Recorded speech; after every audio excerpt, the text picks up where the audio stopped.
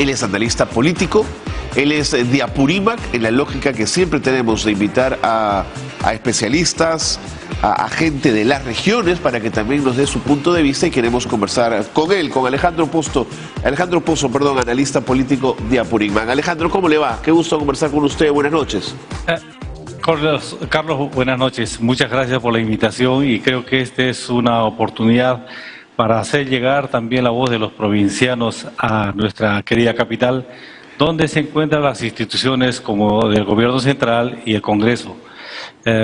Gracias por la invitación y creo que es una oportunidad, reitero, para poder comentar lo que la gente en zonas como Apurímac pues piensa de este proceso conflictivo que existe entre el Poder Legislativo y el Poder Ejecutivo, que preocupa realmente a la población porque no está bien que dos entes de gobierno nacional estén ya desde hace un año, no se ponen de acuerdo para hacer un plan país que podría mejorar la situación económica, principalmente de la gente de extrema pobreza y pobreza extrema. Correcto.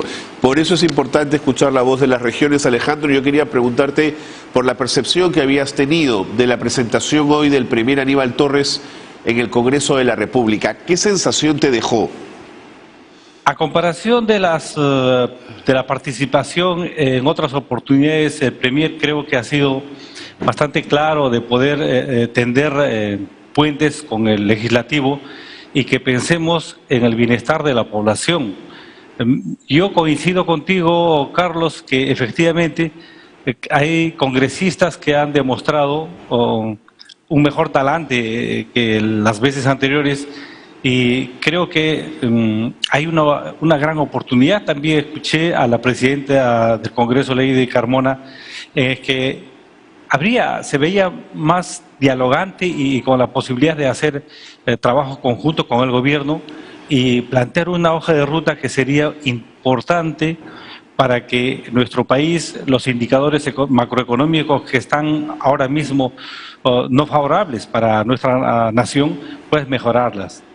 Y de parte del Premier, he notado al Premier con más capacidad de diálogo que las veces anteriores, no sofuscado en responder agresivamente a los legisladores, que muchos de ellos no estuvieron de acuerdo, pero creo que es un primer paso que yo auguro que sea pues, el inicio de un trabajo conjunto, como dije antes, pues en beneficio de la gente de extrema pobreza que sí necesita el apoyo de todo el Perú. Sí, Alejandro, yo también deseo que sea así. Ahora, algunos congresistas habían hablado antes de la presentación del Premier Torres de una censura. Y esto no era una interpelación, esto no era un acto de control político, esto era una presentación del Premier para hablar de un tema concreto. ¿Crees que una posible interpelación después de esto al Premier Torres volvería a desenterrar el hacha de guerra, Alejandro? ¿Sientes que esa posibilidad sigue abierta o vamos a tener algunas semanas por lo menos de paz? Yo creo que vamos a tener algunas semanas de paz. Yo como demócrata pienso que la actuación del Premier ha sido una actuación importante. Ahí la reacción de algunos legisladores que antes les he escuchado, como comentaste, Flor Pablo ha estado siempre en contra, pero ahora lo he visto con una capacidad de poder dialogar más. Y como reitero, la presidenta del Congreso me ha parecido la primera vez una opinión bastante demócrata, donde propuso y decide en esta oportunidad como cabeza del Congreso, pues tender la mano, empezar a trabajar para poder llegar a acuerdos y tener un conjunto de políticas públicas más en beneficio de todos los sectores principalmente, ¿no? Alejandro, en la mañana a las 11:45 en punto, la Conferencia Episcopal Peruana, que representa a todos los obispos del Perú, dieron una conferencia de prensa donde justamente llamaron al diálogo. ¿Te imaginas a la Iglesia Católica como un actor, como un interlocutor válido para poder encontrarle salida a esta crisis?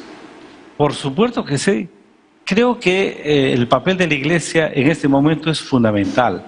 He escuchado muy atentamente la participación de los obispos y no solamente llamaban al diálogo, sino también no quisieron echar más fuego, más leña al fuego, porque cuando le preguntaron a uno de los obispos que si estaba de acuerdo con la vacancia, pues dijeron que nuestro papel no es ese, nuestro papel es nosotros reconciliemos a los ciudadanos del Perú, reconciliemos a las partes que están en este momento en conflicto, que hace mucho daño, Carlos, a nuestro país.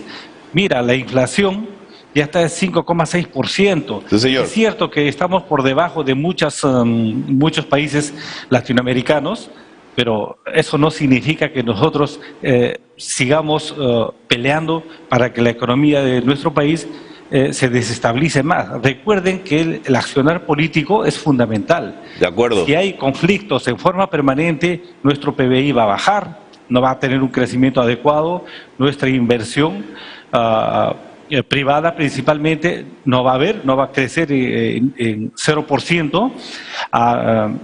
Otro tema es que, por ejemplo, el déficit fiscal, pues muchas de las empresas no van a querer pagar sus tributos y la caja fiscal va a ser deficitaria. No estamos queriendo eso, estamos queriendo que un país como el nuestro, está bien que haya conflictos, no es necesario que todos estemos de acuerdo, Así es, pero que sean negociables, ¿no? Así que pueda hacer que nos sentemos en la mesa y podamos decir, el tema es este, todos empujemos el carro para adelante, de tal manera todos nos mojamos con los problemas. Y lo fundamental va a ser, aquí nadie va a ganar si es un partido u otro partido, gana el país. De acuerdo, de acuerdo. Cuando nosotros vemos que gana el país, la economía va a ser bullante. ¿Qué empresa privada no va a querer invertir en un país donde la economía y la política es estable? Dime tú. Ahora, Alejandro, escuché alguna crítica respecto a la conferencia episcopal peruana respecto a que en un Estado laico, la Iglesia Católica no debería dar estas exhortaciones, pero hay que tener cuidado porque la conferencia episcopal, a ver si coincides conmigo, Alejandro, es una organización de sociedad civil y este llamado también lo puede haber hecho una iglesia evangélica, el Consejo Evangélico Nacional, es decir, lo importante es que haya quien llame al diálogo desde el espacio de la sociedad civil, Alejandro. Sí, hay que darle su lugar a la Iglesia Católica. Así es. Hay que darle su lugar porque según el último censo, más del 70% de la población del Perú es católica, ¿no? Entonces, se supone que también representa a una población importante de nuestro país y tiene voz y voto. Ahora, las otras organizaciones religiosas, sería importante que se sumen Así es. a este trabajo integrador de nuestro país, de las organizaciones de la sociedad civil, y podamos discutir en mesa. Hay un acuerdo nacional en el Perú que sería importante que no solamente los partidos políticos, el Estado participen, y algunos intelectuales, sino también la sociedad civil en su conjunto. ¿Por qué no participan los sindicatos? ¿Por qué no participan las otras organizaciones religiosas? Yo creo que debe ser más amplia y tener políticas públicas, políticas nacionales que realmente a mediano y largo plazo pueda garantizar el crecimiento de nuestra economía.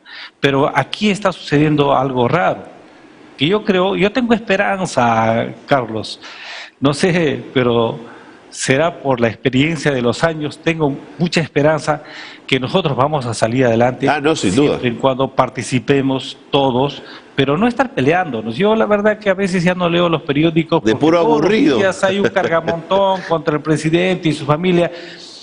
¿Ese es trabajo del periodismo o es trabajo del Poder Judicial, de la Fiscalía de la Nación?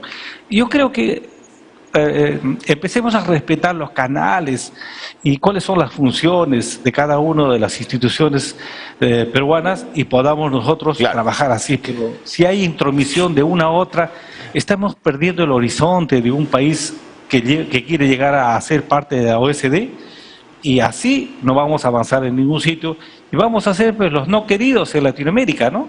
Ahora, Alejandro, estando de acuerdo contigo, también es verdad que las propias instituciones tienen que hacer un gran esfuerzo por pulir sus lógicas internas, es decir, el Ejecutivo, en ofrecernos, por ejemplo, mejores cuadros para algunos ministerios o gente más capacitada y especializada para cargos muy puntuales, así como el Congreso no debería tener en el Pleno del Congreso a una persona acusada de violación sexual, Alejandro, o tener de presidente de la Comisión de Presupuesto a alguien que es acusado de ser parte de una organización criminal.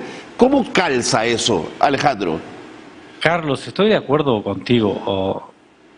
Te decía que creo que debemos reorientar también algunos principios éticos y morales que deben estar en tapete en las instituciones públicas del Estado.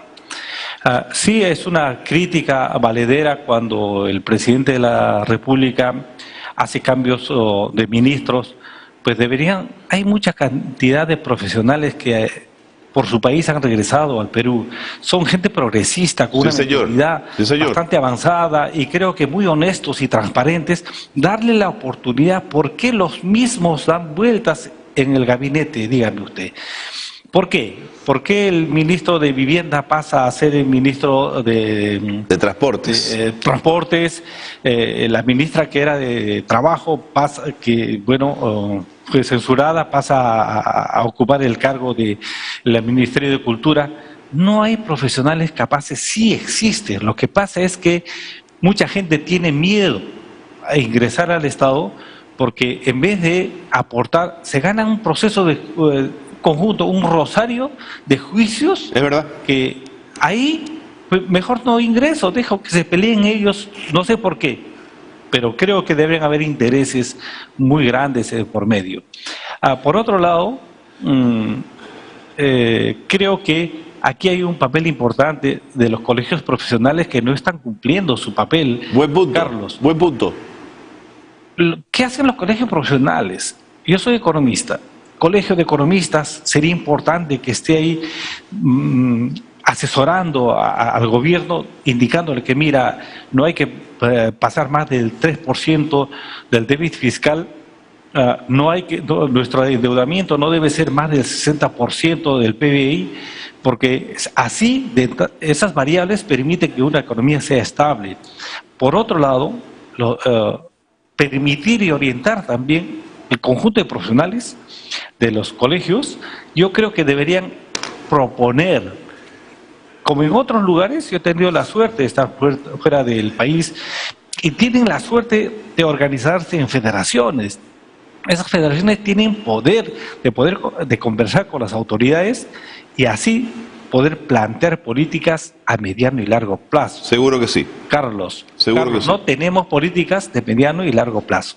Todos son políticas de corto plazo y eso no es bueno para un país serio que quiere llegar a la OECD. No, de acuerdo. No es de acuerdo. serio.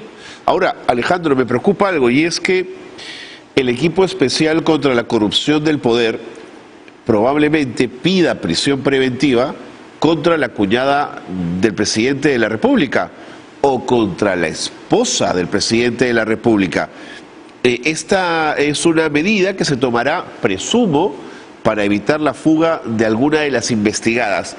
¿Cuánto crees, Alejandro, que pueda exacerbar este conflicto político, ese escenario?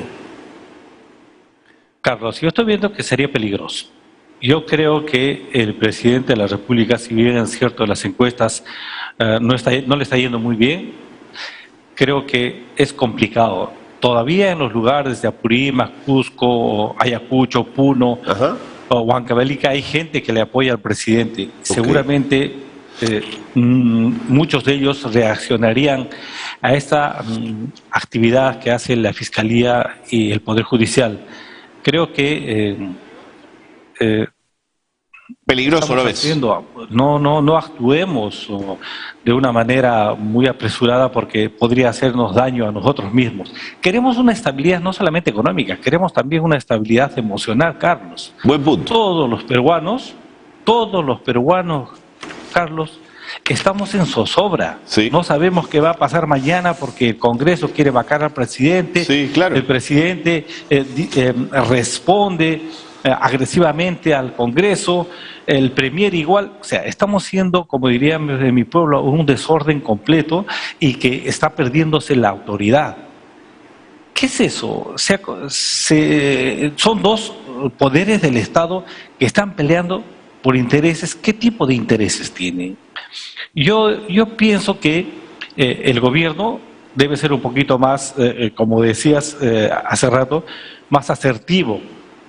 Debe tener un poquito mejor talante el presidente. Sí. Pero salir de ese grupo de personas con quienes da vuelta siempre y abrir las puertas de Palacio. Abrir las puertas. Muy bien. Todos somos peruanos, Sí. tenemos derecho y hasta obligación de poner un granito de arena para el crecimiento económico de nuestro país. Alejo, me gana el tiempo. Quería agradecerte muchísimo la mirada que nos has propuesto, esa mirada que construye, esa mirada dialogante en el marco de un conflicto que de momento parece inacabable. Gracias, Alejandro. Hasta la próxima.